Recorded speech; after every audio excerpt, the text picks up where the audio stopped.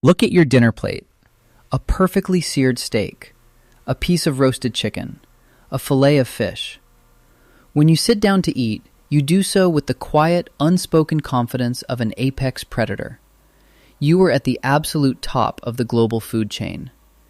You belong to a species that has conquered every ecosystem on Earth, driven predators 100 times our size into extinction, and bent the natural world entirely to our will. We think of ourselves as the ultimate hunters. We picture our ancient ancestors standing tall on a grassy ridge, chests puffed out, hurling sharpened spears at woolly mammoths, bringing down giants with bravery and tactical genius. It is a beautiful, inspiring image. And for the vast, overwhelming majority of human history, it is a complete lie. We were not the hunters. We were not the kings of the savanna. We were the rats. We were weak, slow, naked, and virtually defenseless. We had no claws to slash with, no thick hide to protect our vital organs, and no fangs to tear into flesh. If you dropped an early human into the Pleistocene savanna, they were nothing more than a walking, two-legged protein snack for the actual monsters that ruled the earth. And yet, here you are, reading, thinking, existing, capable of building cities, splitting the atom, and pondering your own place in the universe.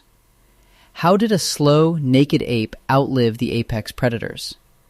The answer is hidden inside the most overlooked part of an animal carcass, a part that, today, we usually throw in the garbage. To understand how you became human, you have to go back roughly 2.5 million years, to a place like the Olduvai Gorge in modern-day Tanzania. When paleoanthropologists began digging up the fossilized bones of ancient grazing animals in these regions, they expected to find the glorious evidence of human hunting. They looked for the telltale signs of our dominance. But what they found instead told a deeply humiliating and terrifying story. The animal bones were covered in scratches and marks. But when researchers put those bones under a microscope, they noticed a strict, undeniable sequence to the damage. The bottom layer of scratches on the bone always belonged to the massive, serrated teeth of giant saber-toothed cats. On top of those cat scratches were the crushing, splintering bite marks of massive prehistoric hyenas. And only then, on the very top layer, were the crude, blunt force impact marks made by stone tools wielded by early hominins. We weren't killing the animals. We weren't even second in line to the buffet. We were showing up days later, creeping out of the brush to pick through the shattered, rotting scraps left behind by the real killers. But there was a problem. By the time the early humans arrived at a carcass, the lions had already eaten the soft muscle, the liver, and the heart. The hyenas had already crunched through the ribs, the spine, and the smaller bones. The skeleton was stripped completely bare. There was seemingly no calories left, nothing to keep a starving ape alive. Except for the legs. The femur of a large grazing animal is essentially a biological bank vault. It is a thick, incredibly dense tube of calcium designed to support thousands of pounds of running weight. It is so thick that even the jaws of a vulture or a standard scavenger cannot break it open. But inside that vault is something miraculous: bone marrow. Marrow is a dense, gray, slick, hermetically sealed tube of pure fat. Because it is sealed inside the bone, it does not rot in the sun the way exposed meat does. It can sit on the baking African savanna for days, perfectly preserved, waiting for whatever creature can figure out how to open the vault. Our ancestors had the one skeleton key that no other animal on the savanna possessed. We had a thumb capable of gripping a heavy, blunt object, and a shoulder joint capable of swinging it downward with immense rotational force. Early humans would find a discarded femur, place it on a harder anvil stone, lift a heavy, jagged rock, what archaeologists call an Oldowan tool, and smash it down. The bone would splinter, the vault would crack open, and they would scoop out the rich, fatty marrow with their fingers, eating it raw. This wasn't just a clever survival trick. This act of smashing a bone to suck out the fat is the single biological catalyst that created human intelligence. To understand why, you have to understand a concept called the expensive tissue hypothesis, developed by scientists Leslie Aiello and Peter Wheeler in the 1990s. Evolution is a strict accountant. It does not give out biological upgrades for free. Everything in your body costs energy to maintain. And the human brain is the most expensive piece of biological machinery on the planet. Your brain makes up only about 2% of your total body weight, but it consumes a staggering 20% of your daily caloric intake. It is an absolute energy hog. It runs hot, it demands constant fuel, and if it doesn't get it, you die. You cannot power a supercomputer on grass, leaves, and twigs. Look at a gorilla. A silverback gorilla is incredibly strong, but it has a relatively small brain compared to a human, and a massive, bulging stomach. That stomach is necessary because the gorilla's diet is mostly vegetation. Leaves and stems are incredibly low in calories and very difficult to break down. A gorilla has to spend up to 10 hours a day just chewing, and its massive digestive tract has to work around the clock to ferment and extract enough energy to keep the animal alive. In biology, you can either have a massive gut to digest low-quality food, or you can have a massive brain. You do not have the metabolic energy to run both at the same time. For millions of years, our ancestors were stuck in this trap. They had large digestive tracts for processing rough plants, which meant they could never spare the energy to grow larger brains. They were at an evolutionary dead end, until they cracked open the femur. Bone marrow is essentially pure, unadulterated energy. It is dense, packed with calories, and more importantly, it requires almost no energy to digest.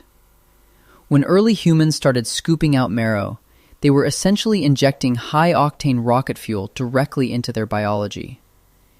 Because this fat was so easy to process, our massive, energy-draining digestive tracts were no longer necessary. Over hundreds of thousands of years, our large intestines shrank.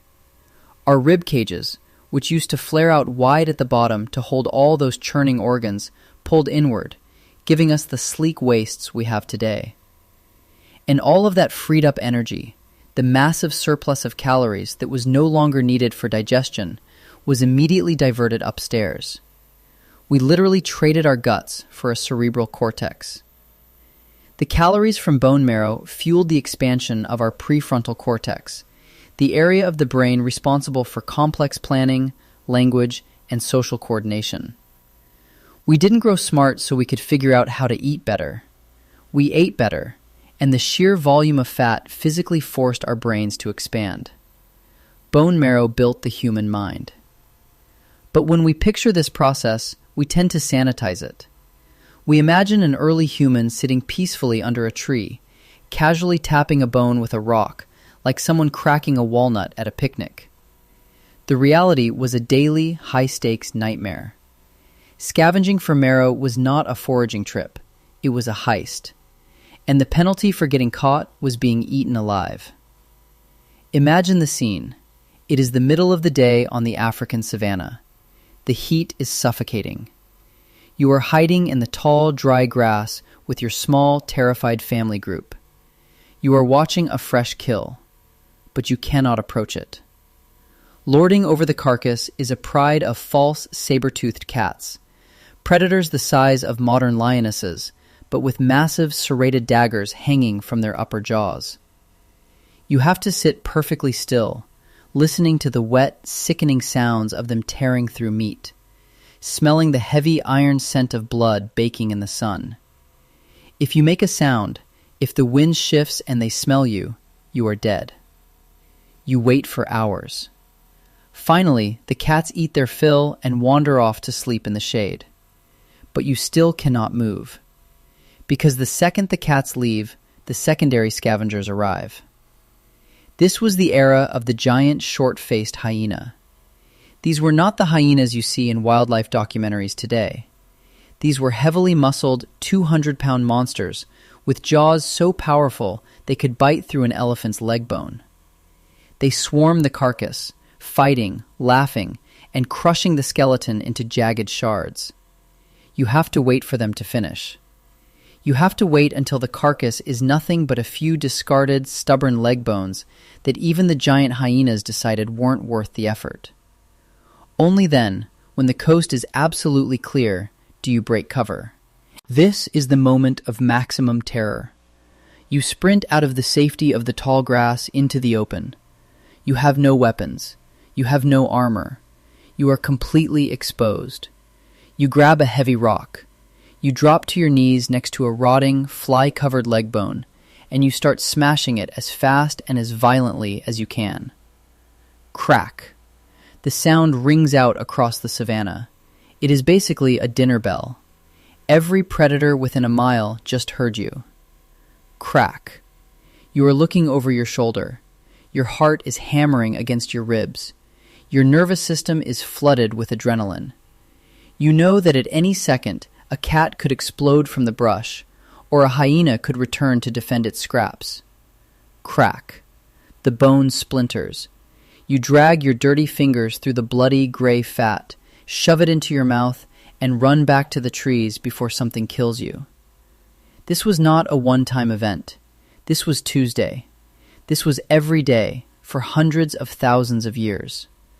The human nervous system, the very architecture of our anxiety, was forged in those terrifying sprints to the carcass.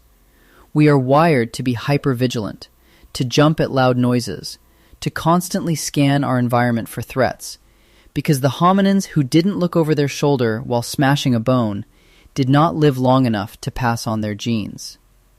Our intelligence was not born in a vacuum of peaceful curiosity. It was forged in absolute, unyielding terror.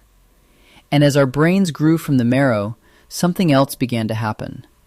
Our bodies changed to accommodate our new minds.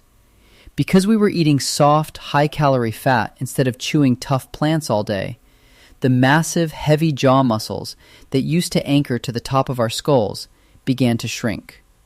If you look at a gorilla's skull, there is a giant bony ridge on the top of its head. That crest exists solely to anchor its massive chewing muscles. Early hominins had it too. But as we relied more on marrow, and eventually on cooking, we didn't need those muscles anymore. The muscles weakened and detached. And without those heavy bands of muscle acting like a tight rubber band wrapping around the skull, the brain case was suddenly free to expand outward. Our faces flattened. Our foreheads grew taller. The jaw became weaker, but the mind became infinite. We used that new intelligence to eventually conquer the very predators that used to terrify us. The crude rock we used to smash the femur was eventually tied to a stick. The stick was thrown at the lion. The lion was driven away. The rat became the king. Bring it all back to today. Think about how we view food in the modern world. We obsess over lean diets. We buy low-fat yogurt, skim milk, and skinless chicken breasts. We meticulously scrub the fat from our plates, terrified that it will clog our arteries or ruin our waistlines. We treat calorie-dense fat like it is a poison that modern society has tricked us into eating. The irony is staggering. The massive, highly evolved prefrontal cortex you are using right now to count your calories, to worry about your diet, and to feel guilty about eating a piece of fat. That exact brain only exists because your ancestors gorged themselves on the richest, purest, rawest animal fat on the planet. Your body still remembers. When you crave rich, heavy, fatty foods, that is not a modern lack of willpower. That is a 2-million-year-old survival program firing in your nervous system.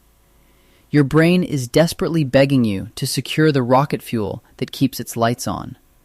It doesn't know about grocery stores. It doesn't know about agriculture. It still thinks you are hiding in the tall grass, waiting for the lions to leave. So the next time you look at a bone, whether it's in a museum or left over on a plate, don't just see it as a scrap. Don't see it as the trash left behind after the good meat is gone. Look at it for what it actually is. It is the original battery. It is the biological vault that held the fuel for human consciousness. We are not the descendants of the brave heroes who stood tall and conquered the earth. We are the descendants of the terrified, desperate scavengers who were smart enough to hide, brave enough to run into the open, and relentless enough to shatter the vault. We ate the marrow, and the marrow made us gods.